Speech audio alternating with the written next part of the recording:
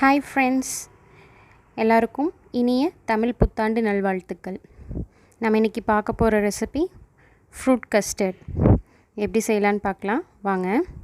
First கொஞ்சமாக சேமியாவை எடுத்து சுடுதண்ணியில் போட்டு வேக வச்சுக்கோங்க.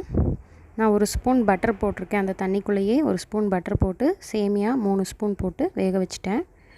இப்போது ஒரு பால் எடுத்துக்கோங்க. ஒரு குண்டால பால் எடுத்துக்கோங்க. 3 கிளாஸ் பால் எடுத்திருக்கேன் நான்.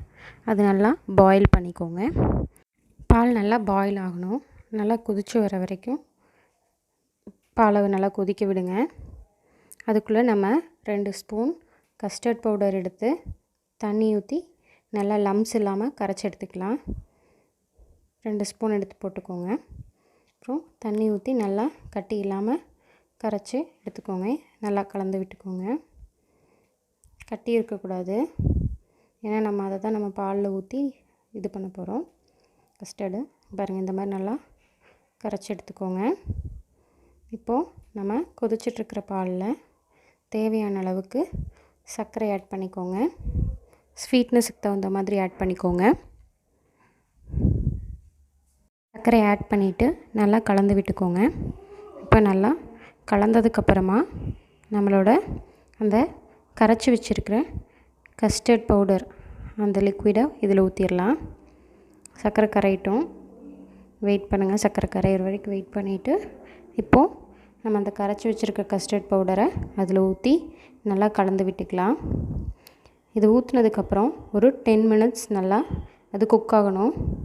இந்த கஸ்டர்ட் பவுடரோட ஸ்மெல், ஃப்ளேவர்ஸ் இதெல்லாம் இதாகி நல்லா திக்கர் கன்சிஸ்டன்சிக்கு வரணும். 10 மினிட்ஸ் குக் பண்ணிங்கன்னா உங்களுக்கே தெரியும், இந்த பால் அப்படியே கெட்டியாகும். அந்த திக் கன்சிஸ்டன்சி வரும்போது நம்ம அடுப்பு ஆஃப் பண்ணிடலாம். நல்லா அது வரைக்கும் கரண்டி விட்டு கலந்து விட்டே இருங்க, ஏன்னா கீழே அடி பிடிச்சிரும் திக்காகும்போது. இங்கே பாருங்கள், இப்போ இந்த மாதிரி இப்போ இந்தளவுக்கு லிக்விடாக இருக்குது. இன்னும் ஒரு 5 மினிட்ஸ் மறுபடியும் குக் பண்ணுங்கள். நல்லா கலந்து விட்டே இருங்க. கரண்டி விட்டு கலந்து விட்டுட்டே இருக்கணும், ஏன்னா கீழே ஒட்டிடும். பாருங்கள், இப்போ கொஞ்சம் திக்காயிருச்சு. இந்த கன்சிஸ்டன்சி வரும்போது நம்ம அடுப்பு ஆஃப் பண்ணிடலாம். இப்போ அடுப்பு ஆஃப் பண்ணிவிட்டு ஒரு பவுல் எடுத்துக்கோங்க. அதில் நம்ம வேக வச்ச அந்த சேமியா ஆட் பண்ணிக்கோங்க. அதுக்கப்புறமா அந்த கஸ்டர்ட் மிக்ஸ் நம்ம குக் பண்ணி வச்சுருக்கோம் இல்லைங்களா, அதையும் இது கூட சேர்த்து ஆட் பண்ணிக்கோங்க. நல்லா ஆட் பண்ணிவிட்டு அதுக்கப்புறமா நம்ம ஃப்ரூட்ஸ், என்னென்ன ஃப்ரூட்ஸ் உங்கள்கிட்ட இருக்கோ, மேக்ஸிமம் எங்கிட்ட இருக்கிற ஃப்ரூட்ஸை நான் ஆட் பண்ணியிருக்கேன்.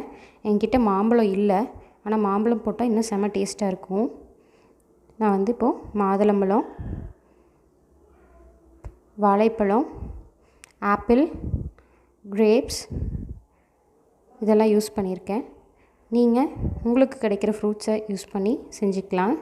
ஆனால் இந்த ஃப்ரூட்ஸ் எல்லாம் போட்டால் செம்ம டேஸ்ட்டாக இருக்கும். கூடவே மாம்பழம் கிடச்சிதுன்னா போடுங்க, மாம்பழத்துக்கு தான் செம்ம டேஸ்ட்டாக இருக்கும்.